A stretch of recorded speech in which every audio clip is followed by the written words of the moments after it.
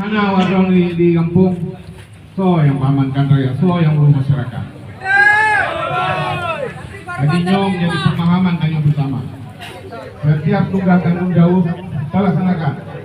Tanggung jawab pemerintah daerah adalah memberikan penghargaan, memberikan jasa-jasa yang telah dijanjikan oleh pemerintah pada seluruh perangkat kampung.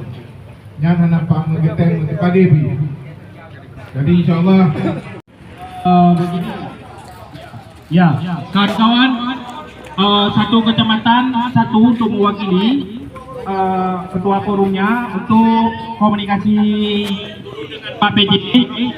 Hasilnya kita minta Pak PJ langsung menyampaikan sendiri di depan kawan semua. Setuju? Oke ya.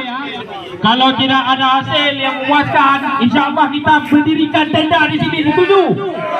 Kita bawa tenda dari kampung. Setuju? Kita di sini. Setuju? Oke, tapi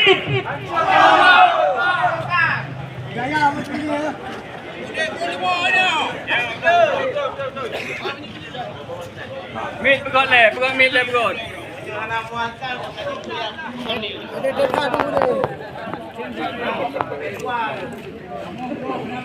Ya.